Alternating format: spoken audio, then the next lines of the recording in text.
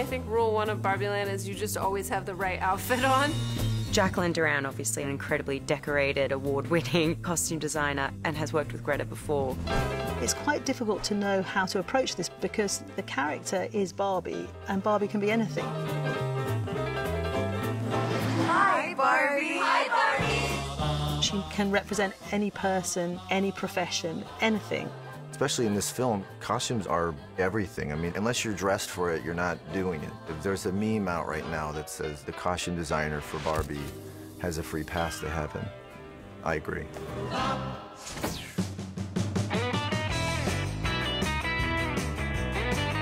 The main thing that separates Barbies from humans is that every time you see a Barbie, she's fully dressed for a purpose.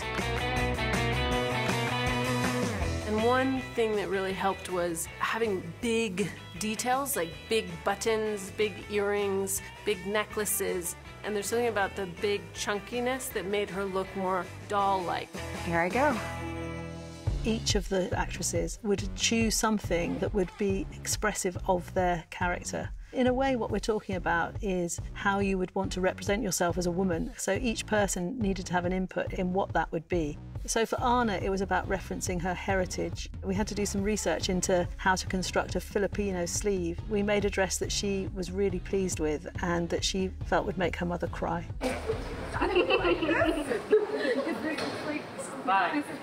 The Nobel Peace Prize goes to Barbie.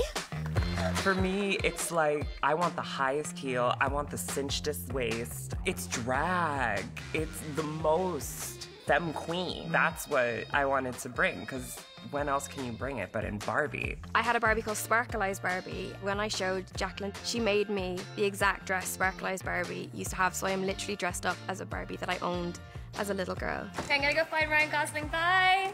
Bye! The film starts with Margot in her black and white costume, the origin costume of Barbie from 1959. We kind of move through the decades in a way where in the perfect world outfit, all the Kens and Barbies are wearing something that exists in a more like 50s, 60s. Hi, Barbie! Hi, Barbie! This is Barbie's wardrobe. Each day her outfit is already magically here in her wardrobe. She opens the doors. All she needs to do is look at it. She gives a spin and then poof, it's on her body. Barbie's costumes always come in a pack and they're always complete. So within the pack you have all of the accessories and all of the things that match. It's almost the way kids dress up. It's just like, I put on my hat and my gloves and my necklace and my shoes. It's all like everything at once. Jacqueline would create like a perfect day look, but then when Barbie goes to the beach, it's the same material but a different outfit. Hi, Barbie. The gingham costume is based on the idea of the perfect beach costume in the early 60s, which is heavily influenced by Brigitte Bardot, but which happens to be also very similar to a Mattel striped summer dress, all from the same period.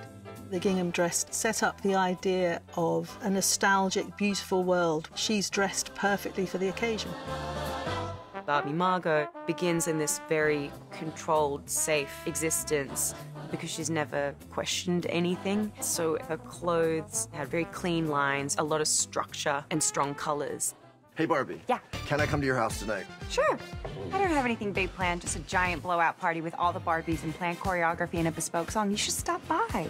So cool. Basically, the block party is a representation of the history of Barbie in one scene.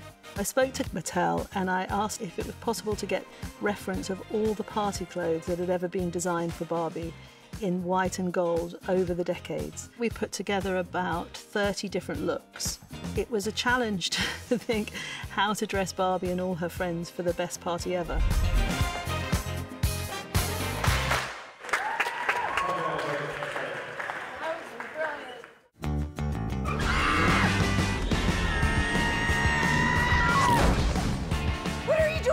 That racing suit that Ken wears that has the Barbie bees on it, Ryan just came up with that on his own. That was his creation.